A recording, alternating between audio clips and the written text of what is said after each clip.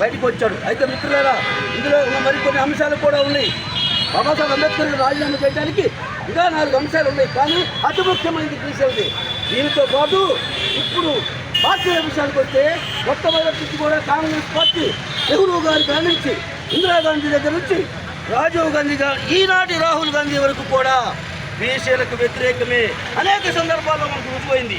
అలాగే బీజేపీ ఆనాడు ఎప్పుడంటే 1954లో కాకా కలెక్టర్ గారు కమిషన్ వేస్తే ఆ కమిషన్ కూడా గుట్ట దాఖలు చేసి నెహ్రూ గారు అప్పటి కాంగ్రెస్ ప్రభుత్వం మళ్ళీ అదే కాకా కలెక్టర్ గారి చేత తప్పుడు వాగ్దానాలను ఇచ్చి తప్పుడు రాతలు రాపించి బీసీలకు ఇవ్వాల్సిన అవసరం లేదు అని చెప్పారు. కానీ ఆనాడే కాకా కలెక్టర్ గారు 52% బీసీలు ఉన్నారు, వాళ్ళకి కావాలి రిజర్వేషన్లు అమలు చేయాలని చెప్పారు. అది పుట్ట దాఖలు చేసిన తర్వాత బీజేపీ విషయానికి వస్తాం. బీజేపీ ఆ తర్వాత జనతా పార్టీ 1970లో అధికారంలోకి వచ్చింది. అప్పుడు కాకా కలెక్టర్ కమిషన్ని అమలు చేస్తామని చెప్పొచ్చారు. ఆ తర్వాత అది సాధ్యం కాదని ఆ తర్వాత మళ్ళీ వీళ్ళు బీసీ మండల్ కమిషన్ వేశారు. మిత్రులారా, ఎప్పుడది 1990 దశకంలో బీసీ మండల్ కమిషన్ వేస్తే దానికి అప్పుడున్న కాంగ్రెస్ ప్రతిపక్షం ఉన్నా కూడా కుట్రలు చేసి బీసీలకు రిజర్వేషన్ అమలు చేయడానికి వీలేదని అప్పుడు కూడా ఈ అంచనా కుల ఆధిపత్యంలో ఉన్న పార్టీలు మనల్ని మోసం చేశాయి, అమలు చేయాల. ఆ తర్వాత మన రాష్ట్రానికి వద్దాం. ఎన్టీ రామారావు గారు పార్టీ పెట్టే ముందు ఏం చెప్పాడు మిత్రులారా? బీసీలకు నేను ఖచ్చితంగా రిజర్వేషన్లు అమలు చేస్తాను, బీసీలు అంటే వెన్నుముక అని మురళీధర్రావు కమిషన్, అప్పట్లో మురళీధర్రావు కమిషన్ చేసింది కాంగ్రెస్ పార్టీ ఈ రాష్ట్రంలో. అది నేను అమలు చేస్తానని చెప్పి ఎన్టీ రామారావు గారు రాజకీయాల్లోకి చెప్తే బీసీలు మొత్తం గుండెల్లో పెట్టుకొని ఆయన నెత్తిలో పెట్టుకొని 200 పైసలకు సీట్లు కల్పించి అధికారులు ఇస్తే ఆ తర్వాత ఆయన కూడా అమలు చేయరా. ఆ తర్వాత ఈ రాష్ట్రంలో గౌతు లచ్చన్న గారు మన బీసీ నాయకుడు, తెలంగాణలో మన చేనేత ముద్దు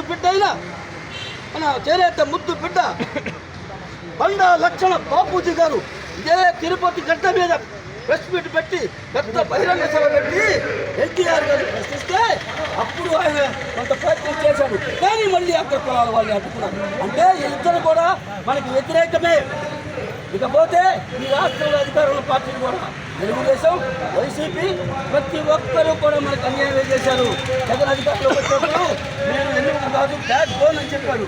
కానీ పంచాయతీ ఎన్నికల్లో 34% మనకు రిజర్వేషన్ ఉంటే ఎన్నో ఏళ్లుగా దాన్ని 10% తగ్గించి 24% పెట్టి ఎన్నికలు జరిపి ఈ రాష్ట్రంలో బీసీలకు, బడుగు బలహీన వర్గాలకు 1700 పదవులని దూరం చేశాడు. అందుకే జగన్ని చిత్తుగా ఓడించారు మన బీసీలే. అంతకుముందు చంద్రబాబు నాయుడిని కూడా 2014లో ఓడించారు. దానికి ఒకే ఒక కారణం చెప్పి చూపిస్తా. 2014లో అధికారంలోకి రాకముందు ఏమన్నాడు చంద్రబాబు నాయుడు గారు? 2012లో పంచాయతీ ఎన్నికలకు ముందు బీసీలకు లోకల్ బాడీలో 50% రిజర్వేషన్ కల్పిస్తాను హామీ ఇచ్చాడు. అందుకే పంచాయతీలో చంద్రబాబు గారికి ప్రతిపక్షంలో ఉన్నా కూడా 80% పంచాయతీలు గెలిపించి తర్వాత అధికారంలో తెచ్చాం. కానీ ఆయన కూడా మనల్ని మోసం చేసి మనకు బీసీలకు రిజర్వేషన్ ఇవ్వలేదు. కాబట్టి 2019లో చంద్రబాబు నాయుడు ఇచ్చాం. దీన్ని బట్టి మనకి ఏమర్థం అవుతుంది? బీసీలు ఐక్యంగా లేరు అంటారు. కానీ స్వతంత్రం వచ్చిన దగ్గర నుంచి సమయం వచ్చినప్పుడల్లా బీసీలు ఐక్యత చాటుతూనే ఉన్నారు. కానీ ఆర్థికంగా మనం బలంగా లేవు కనుక, మనం రోడ్ల మీద రాలేము కనుక బీసీలు ఐక్యత లేరనుకుంటున్నారు. ఎలక్షన్లు వస్తే మాత్రం ఖచ్చితంగా చెప్తాం. ముందుగా ఇప్పుడు మేము కొన్నాకి 3 ముఖ్యంగా ప్రధానమైనవి బీసీలకు మేమెంతో మాకంతా జనాభా ప్రాతిపదికన కులగణన జరిపి బీసీలకు 50% రిజర్వేషన్లు అమలు చేయాలి. నెంబర్ 1. నెంబర్ 2, బీసీలకు చట్టం తెస్తామని చెప్పి మీ చంద్రబాబు నాయుడు గారే మేము భద్రతా చట్టం తెస్తా అన్నాడు. అది జాతీయ స్థాయిలో చేయాలి. ఎంతో 2 సంవత్సరాలుగా వస్తుంది, ఇప్పటికీ అమలు చేయాలి. ఆ 2వ డిమాండు బీసీలకు భద్రతా చట్టం. 3వ డిమాండు బీసీ విద్యార్థులకు ఫీజు రీయింబర్స్మెంట్ చెల్లించక ప్రభుత్వాలు చదువులకు దూరం అవుతున్నారు. మా బీసీ బిడ్డలకి చదువులకు దూరం అయితే రేపు భవిష్యత్తు అంధకారం అయిపోతుంది. కాబట్టి బీసీ బిడ్డలకు ప్రతి ఒక్క విద్యార్థులకు ఫీజు రీయింబర్స్మెంట్ వెంటనే చెల్లించాలని డిమాండ్ చేస్తూ ఈ విషయాన్ని మేము రాష్ట్ర ప్రభుత్వం దృష్టికి తీసుకెళ్తాం. కమిషనర్ గారు కూడా ఉమ్మడిలో ఇవ్వబోతున్నాం. కాబట్టి రాష్ట్ర ప్రజలందరికీ బీసీల ఐక్యత ఎలాగూ ఉంటుంది.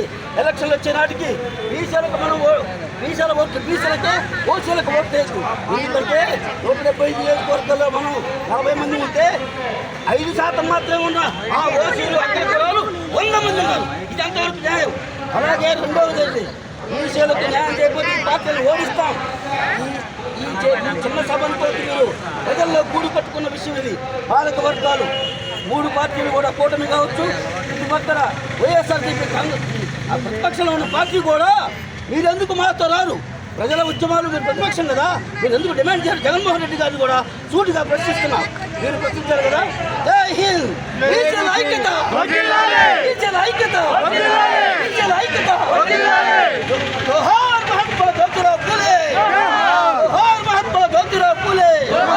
జై భీమ్, జై భీమ్, జై భీమ్, జై భీమ్, జై భీమ్.